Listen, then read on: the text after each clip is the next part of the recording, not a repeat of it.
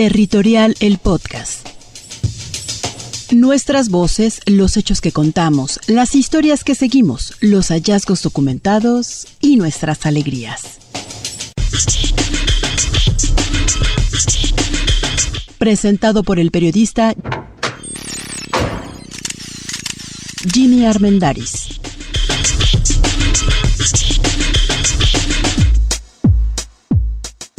Episodio 12. A finales del 2022, Rodrigo comenzó a batallar para publicar notas en el sitio La Marea Veracruz. Él es cofundador de ese medio de comunicación y es también su director y editor general. Una de sus principales actividades, además de hacer periodismo, es acceder a la página y publicar el material periodístico que ya está listo. Por eso es que se le hizo raro cuando su clave de acceso estaba fallando. No era solo un problema con su contraseña, era uno de los síntomas de que estaban siendo hackeados. Yo soy Jimmy Armendáriz y te doy la bienvenida a este episodio de Territorial el podcast. En esta ocasión platico con Rodrigo Soberanes Santín. Él me acompaña desde su casa en una zona montañosa de Veracruz. Estoy en un lugar cercano a la costa, montañoso. Me busqué un lugar tranquilo para vivir. Bueno, sí estamos, digamos, cerca de Jalapa, en un municipio que se llama Coatepec, que es un municipio más grande que Jalapa, pero mucho más rural, pero más pequeña la cabecera municipal, en una zona cafetalera, de bosque tropical, donde hay muchísimos temas ambientales por resolver y por reportearse. Como ya te lo adelantaba, Rodrigo dirige La Marea Veracruz, un medio de comunicación de investigación e independiente que ha sorteado no solo la falta de recursos para hacer periodismo, sino también las complejidades de sobrevivir al mundo digital. Cuando lo conocí en 2014, coincidimos en un taller sobre periodismo en la Ciudad de México. Ahí ya se estaban abordando de manera reiteradas las necesidades de la seguridad digital en la libertad de expresión. En ese entonces, Rodrigo trabajaba para La Jornada Veracruz, en un estado donde la violencia contra periodistas ya era un referente a nivel nacional. El contexto no ha cambiado desde entonces, y a las agresiones físicas se les han sumado las agresiones virtuales, como recientemente lo vivió Rodrigo, ahora con su propio medio de comunicación. Así recuerda cómo fue cuando comenzó a ver anomalías en la marea. Fue un síntoma, o sea, no fue abrupto, no fue que un día nos apareciera ahí un bicho raro en la pantalla y se acabó, sino que fue como entrabas al sitio y te mandaba spam, se te abrían otras ventanas, tanto en celular como en compu de escritorio, y empezaban a mandar publicidad así muy rara a veces, y después yo empezó a hacerlo muy frecuentemente y después ya siempre. Claro, uno reacciona a eso como, bueno, quién sabe qué estará pasando, a lo mejor algunos cookies o no sé qué, como que tampoco tiene uno el expertise para saber, no, aquí algo pasó, ¿no? Poco a poco su contraseña ya no solo fallaba, ya no le permitía entrar a la plantilla WordPress con la que operaba el portal. Así que comenzó a tocar puertas con organizaciones que se dedican a apoyar a periodistas y a personas defensoras de derechos humanos en temas digitales. Estas organizaciones fueron Técnicas Rudas y SocialTIC. Las dos son especialistas en seguridad digital, así que entendían perfectamente lo que estaba pasando Rodrigo. Después perdí el acceso a la web, que era un WordPress, ¿no? Entonces yo avisé a las Técnicas Rudas, que es la organización esta buenísima que nos estaba ayudando con todo eso, y resultó que se había perdido el acceso no solamente el sitio, se perdió el password que yo usaba como simple mortal para entrar y subir las notas y manejarlo y tal. Entonces después trataron de entrar a través del servidor y no pudieron. Entonces también ahí hubo una colaboración con SocialTIC, que también bien buena onda le entraron y dijeron, no, pues esto sí, ahí nos confirmaron, ¿no? Entre las dos organizaciones que fue un hackeo. Ser víctima de este delito no es fácil, porque se trata como si entraran a tu casa, te cambiaran las cerraduras y ya no pudieras entrar. Esto en el mundo digital puede resultar incluso confuso para quienes no tenemos mucha experiencia o conocimiento en el área digital. No, porque ahí en ese momento, en ese punto de lo que sucedió, uno ya piensa, bueno, ¿por qué, no? O sea, ya no son de las amenazas de antes, ¿no? De que las llamadas por teléfono o no sé qué en las redes sociales, no, aquí ya fue como, pum, lo tumbaron y nos quitaron el acceso. Entonces, ¿quién lo tiene? No sé qué. No, pues es una intromisión a tu privacidad, ¿no? Y sobre todo es como que descubrir una nueva forma de agresión, ¿no? Lo que seguía era llevar el caso a las autoridades, y todo esto pasaba mientras paralelamente Rodrigo trabajaba con las organizaciones para intentar recuperar el sitio y todo el material publicado. Pues la opción, o sea, había manera de seguir investigando quién había sido y qué es exactamente lo que había pasado, pero iba a haber mucho tiempo y mucho recurso, o sea, porque todo esto son horas de trabajo, y también las organizaciones que apoyan al periodismo, como el que hacemos acá, pues tienen tienen más trabajo, tienen que dedicarle horas y todo, y no era tan fácil. Y bueno, también como parte del protocolo que estas organizaciones me recomendaron, las técnicas rudas, pues fue poner una denuncia, ¿no? Que eso es otro asunto, Jimmy, o sea, pues fuimos a la Fiscalía del Estado y pusimos la denuncia, ya nos recibieron bien y tal, pero también es como denuncia en contra de quién, ¿no? Como siempre, quien resulte responsable. Llevar la denuncia a las autoridades fue un mero protocolo, porque en un país como México, en donde la impunidad es muy alta, sobre todo en delitos contra la libertad de expresión, resulta desalentador comenzar todo ese trámite burocrático, sobre todo sabiendo que existe una posibilidad muy elevada de que no vaya a pasar nada. La verdad es que en un estado como Veracruz hay tantas cosas que investigar que pues un delito como este, me explico, o sea, como que tampoco está dicen, hackearon un sitio web de noticias. ¿Dónde empezamos a investigar? ¿Cómo? ¿Qué? O sea, hace falta también, o sea, meterle mucho recurso a eso, y pues las instituciones de procuración de justicia, la verdad, no están para eso. Siento yo que no tienen el tiempo ni los recursos para perseguir un delito como estos, ¿no? La capacidad de tener una investigación confiable en la que tú digas, me voy a enterar de esto, ¿no? Como el 99% de los ilícitos en México, ¿no? De que presentaron la denuncia no han tenido obviamente ningún avance, o ha habido algo que te indique que están investigando. No, absolutamente nada. No, y lo sabíamos, era como nada más. No digo que no vaya a suceder, ¿no? Capaz que algo pasa, pero era como sentar el precedente y ya. Visítanos en territorialmedios.mx. La Marea Veracruz surgió en el 2020, justo en la pandemia, como una necesidad por reportear y meterse de lleno en investigación de varios temas, sobre todo medioambientales, corrupción, el contexto de violencia y todo lo que atravesaba y atraviesa aún Veracruz. El proyecto fue impulsado por Rodrigo y por Norma Trujillo, también ella periodista de Veracruz. Ella se separó del proyecto por motivos laborales, se fue a trabajar a una universidad pública. Mientras tanto, Rodrigo se quedó para sortear los desafíos que se le desatarían. Pues empezamos a darle y fueron como 2 años de buenos trabajos y todo así, digamos que era como un sueño, ¿no? Que hacer periodismo y bien pagado para los colegas, se contrataban así buenas reporteras y reporteros y ahí va para arriba, ¿no? Y nada más, o sea, ahí más que nada era la cuestión de poder tener los recursos para ir a reportear y tener ese sello siempre bien cuidadito, ¿no? De que todo lo que se publique es reporteado en terreno. Pero claro, las dificultades técnicas vienen cuando ya te atacan. Y entonces ya dices, aquí se necesita otro cascarón, ¿va? Como para tener más seguridad.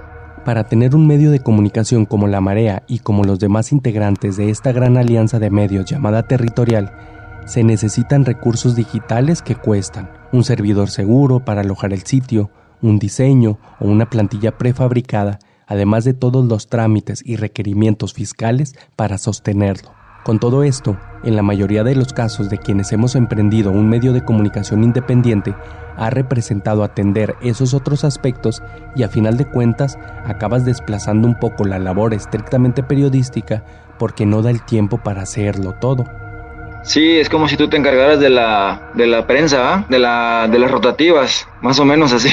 Digo, hay que entrarle, pero también sí, hay momentos, sí, eso cansa. Hay momentos en los que uno dice, no, esto yo no lo puedo hacer. O que se te desconfigura algo o que borras sin querer todo. No, pues no somos técnicos, ¿va? No tenemos esa preparación. Zapatero a tus zapatos.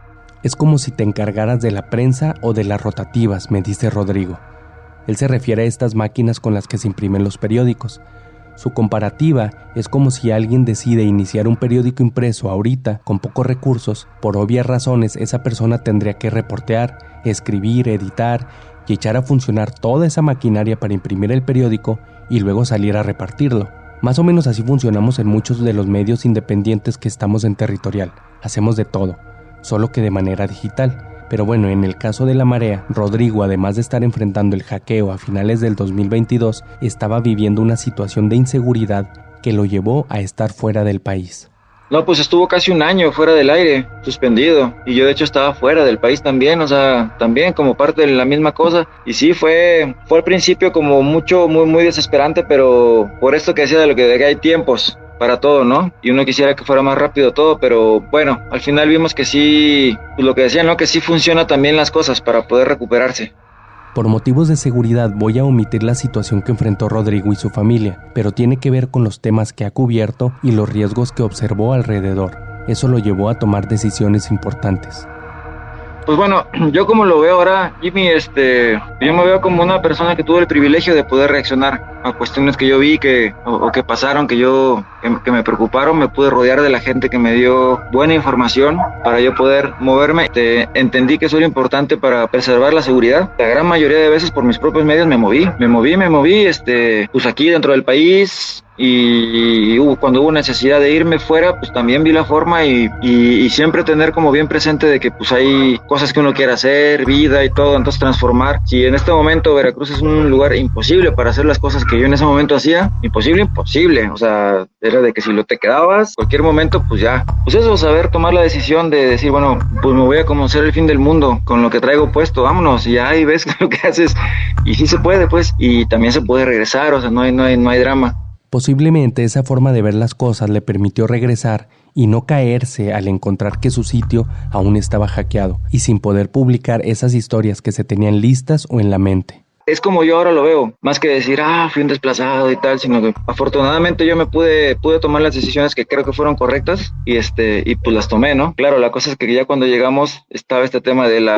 esta novedad, ¿no? Esta novedad de los ataques y los hackeos, pero bueno, aquí seguimos, Jimmy. No era la primera vez que Rodrigo veía de cerca situaciones de riesgo. Hay que recordar que Veracruz ha vivido momentos muy oscuros, sobre todo para la libertad de expresión. La organización Artículo 19 ha catalogado a Veracruz como el estado más letal para ejercer el periodismo. Según las cifras de medios locales y de organizaciones que defienden la libertad de expresión, van por lo menos 40 personas periodistas asesinadas en esa entidad desde el año 2000 a la fecha. Uno de los momentos más críticos en ese estado se vivió durante la segunda mitad del gobierno del priista y hoy fallecido Fidel Herrera, que estuvo como gobernador entre 2004 y 2010. Esa etapa violenta en el estado se conjugó con la fallida guerra contra el narco que impuso el panista Felipe Calderón a nivel nacional. Después de Fidel Herrera, estuvo como gobernador quien era su secretario de Finanzas, Javier Duarte. Y hablar de Duarte es hablar de corrupción.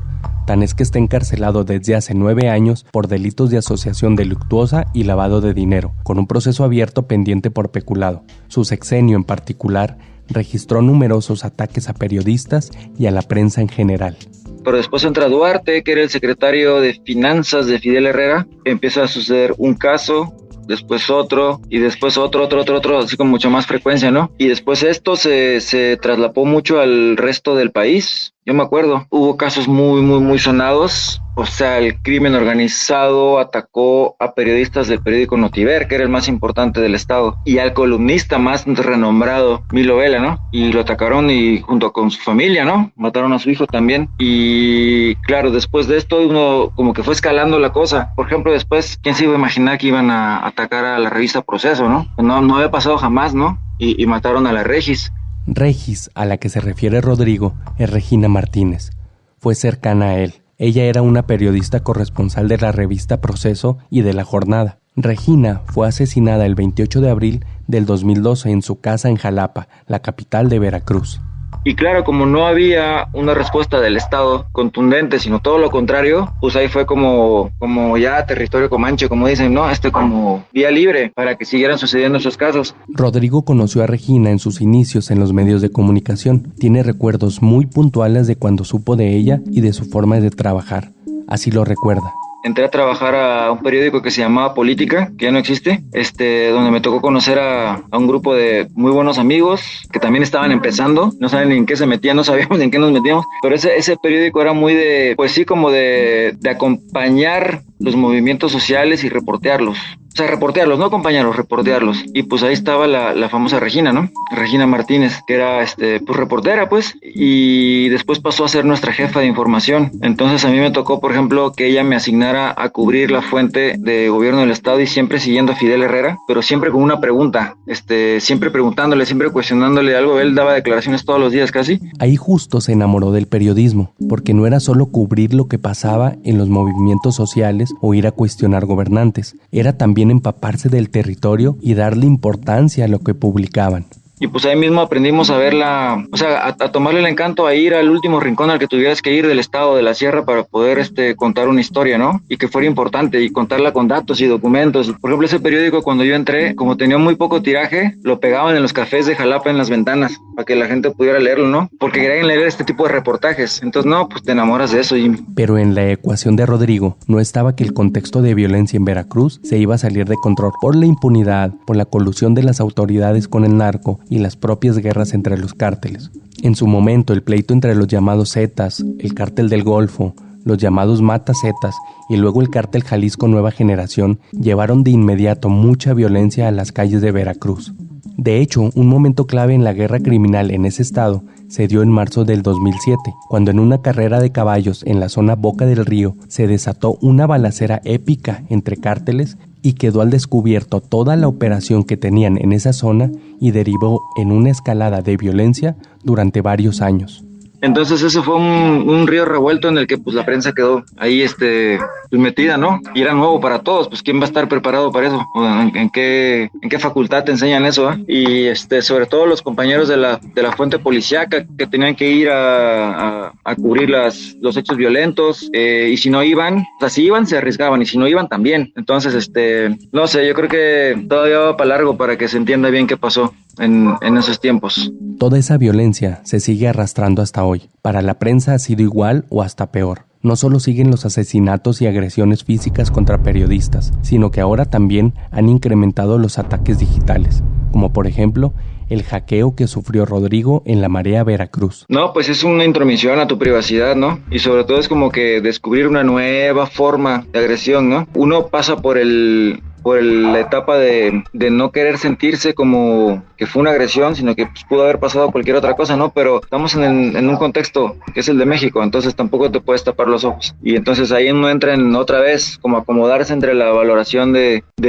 sí, ver los riesgos y todo, pero que no te congeles, pues, para poder seguir funcionando. Y uno se da cuenta de que pues ya, de algo han servido los años, va, y uno es capaz de seguir, ¿no? Pero sí, el sentimiento es ese, como de, pues, sí, frustración, rabia y todo, pero ya con herramientas para manejarlas un poquito mejor. Volviendo al tema del hackeo, aparte de haber denunciado ante la autoridad, las organizaciones a las que se acercó Rodrigo ya estaban manos a la obra para intentar recuperar La Marea Veracruz. Y aunque no pudieron recuperar el sitio, se les ocurrió otra alternativa: crear un sitio nuevo desde cero.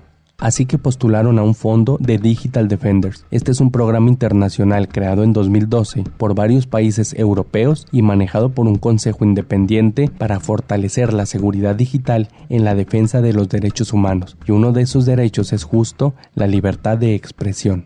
Hay toda una estructura disponible de organizaciones y de gente súper experta en resolver estos temas. Eso fue algo que me impresionó mucho porque era así como con la gente con la que hablé, sí, como si fueras el mecánico y arreglar una bicicleta y te la resuelve rápido, ¿no? Y tú piensas que tu bicicleta es muy especial y no, hay muchas así. Sí, eso me llamó mucho la atención, incluso estos fondos especiales para los ataques digitales contra la prensa. Porque claro, en 2015, por ahí, cuando empezara todo el tema de las agresiones a los periodistas, todo era físico y las organizaciones eran así, siempre hablaban de cuestiones de que había pasado físicamente, ¿no? O más directamente, pero no, ahora te das cuenta de que también es todo un mundo el que hay en torno a este tipo de casos. Para Rodrigo hubo una lección muy valiosa. Medios como La Marea, con una solidez periodística ética, no desaparecen así de fácil.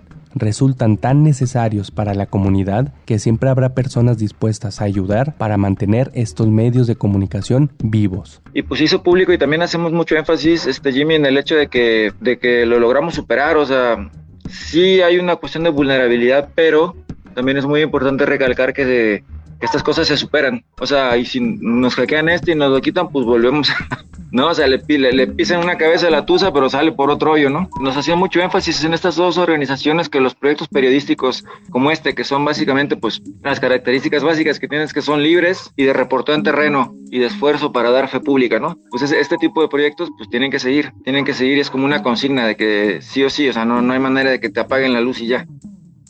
Hoy el sitio de La Marea sigue un poco en construcción, no digitalmente porque ya está público, sino de manera operativa, porque la falta de recursos no ha permitido hacer más periodismo, pero sí puedes consultar hoy en día sus contenidos que lograron rescatar y que han publicado en mareaveracruz.com. Después del hackeo de todo el trabajo que les llevó, un día Rodrigo se fijó que aquella página que tenían al principio y de la que habían perdido todos los accesos volvió a surgir de manera engañosa. No, pues no solo eso, fueron más allá. O sea, yo pensaba que había quedado así. Y de hecho yo creo que pasé un año o más pensando eso, ¿no? Sí, nos quitaron, no pudimos entrar ya a recuperar la información. Igual uno tiene muchas cosas en el correo, ¿no? En los correos o en las nubes, etcétera. Y se recuperaron algunas cosas. Ni la mitad, yo creo, pero bueno, se recuperó algo. Pero después, en el año, principios de 2025, ya había pasado esa cantidad de tiempo, hice una búsqueda de Google para hallar un tema que yo había publicado, para referenciarlo en otro reportaje y tal, y apareció La Marea Veracruz en línea otra vez, y vi que estaba en línea el mismo dominio de antes. Dije, canijo, y entré, y pues resulta que ya estaba en línea otra vez, en ese dominio que nos hackearon, con un diseño hecho muy como IA, me imagino yo. Volvieron a publicar trabajos nuestros. Incluso en el quiénes somos ponen nuestros datos personales y todo, de colaboradores y todo, que ni siquiera pertenecen formalmente a La Marea, pero que colaboraron antes y ahí están. Y pues hasta el momento estamos ahí viendo cómo se denuncia y todo, pero pues ahí sigue. Y entonces hay dos mareas, o sea, que es el fake y el otro que es mareaveracruz.com. Visítanos en territorialmedios.mx. El hecho de que exista otro sitio usurpando el medio de comunicación La Marea Veracruz de Rodrigo trae riesgos también. Me comentan que es frecuente que puedan hacer eso, o sea, que se roben sitios de esta manera. En este caso podría ser como para hacer mal uso de la información, como para llamar a fuentes y pedirles cosas. Por eso fue que hicimos público esto, ¿no? Para evitar todo este tipo de cuestiones, ¿no? Que no vayan a cometer algún ilícito o alguna falta a nombre de La Marea Veracruz, ¿no? Hasta el momento, las autoridades no han avanzado en la investigación del hackeo, y Rodrigo no tiene claro aún de dónde vino el ataque, aunque hipótesis hay muchas, sobre todo por el nivel de investigación que realiza. Pero también está el hecho de que sucedió el primer hackeo, o sea, antes de que lo pusieran en línea otra vez, sucedió en tiempos electorales. Entonces, pues suele suceder que existen ataques en contra de medios de comunicación que parece que pudieran tener alguna postura crítica durante las elecciones, como para, pues por si las dudas, nos lo echamos, ¿no? Entonces, esa es una. Ahora, pues sí, siempre está la posibilidad de que, como es un sitio donde se investigan cosas, sobre todo sobre temas ambientales, que en Veracruz hay muchos temas muy controvertidos, ambientales, que abarcan muchas cosas y son bien complejos. Puede ser por ahí, también por el tema de la cobertura que se hace de asuntos que tienen que ver con memoria, desapariciones. Aquí ha habido cosas brutales. Bueno, ya como en todo México, pero aquí empezó mucho la cosa de las fosas y todo eso. Hasta ahorita son hipótesis, pero como decíamos al principio, Jimmy, o sea, aquí lo malo es algo de lo malo es que no se puede saber exactamente. Aún así, Rodrigo no baja la cabeza y mantiene vivo este medio de comunicación. Pero ahí andamos. De hecho, ya regresamos como con otra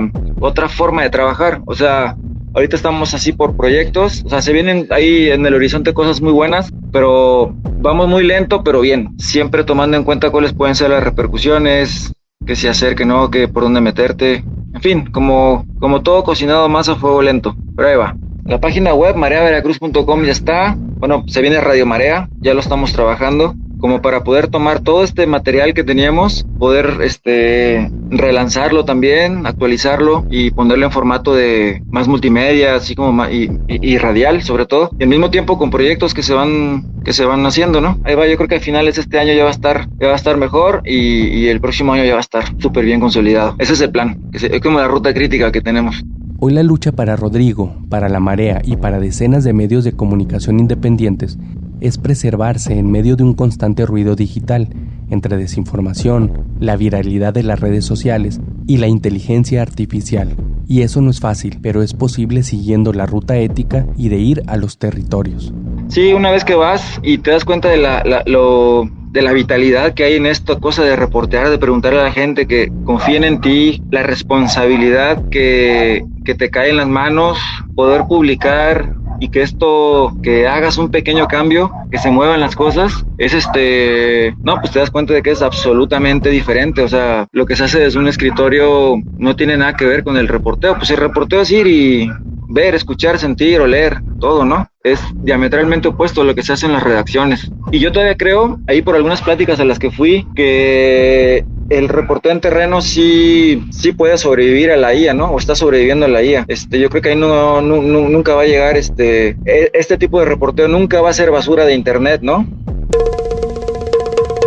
Cada día me recuerdo mucho que un como mantra que yo tengo, ¿no? De que el periodismo debe ser fe pública, no te puedes equivocar. O sea, lo que tú dices tienes que aspirar a que sea letra grabada en piedra, ¿no? Y creo que eso jamás se puede hacer desde un escritorio. Es imposible, ¿no? Porque sí se siente gacho, o sea, que tú publicas un reportaje y dices, bueno, tiene 500 visitas. O sabes, una publicación así sobre la ruptura de un romance y son 10 millones, ¿va? La Marea Veracruz es un medio integrante de Territorial, esta gran alianza de 17 medios de comunicación que estamos en 12 estados de México. Puedes conocer más de todos estos medios en territorialmedios.mx. Y pues sí ha sido un gusto estar pues con el cobijo de Territorial, ¿va? Ustedes ahí en Chihuahua, reporteando en la sierra, la chamba que hace Elefante Blanco en Tamaulipas, nomás imagínate, los que chambean en Culiacán, en Guerrero, en el interior de Oaxaca, o sea, no. Yo creo que esto nos ha mantenido mucho, el sentir que no estamos solos, sino que está más banda en el país como ustedes. Muchas gracias a Rodrigo por haber platicado conmigo para este episodio. No te olvides de seguirnos en nuestras redes sociales y compartir nuestro contenido. Nos ayudan mucho a visibilizar el periodismo que se hace desde los territorios. Territorial, el podcast, es dirigido y narrado por mí, Jimmy Armendáriz. Yo soy periodista y cofundador de Raíchali, medio de comunicación en Chihuahua. La postproducción y ambientación sonora es de Jade Ramírez, periodista y directora del medio de comunicación Perimetral Press en Jalisco.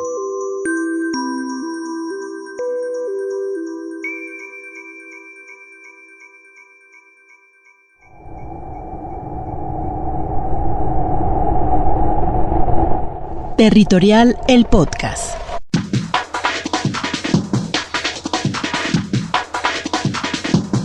Territorial, el podcast es un programa de Territorial, Alianza de Medios con financiamiento de Alianza Surge. México 2026.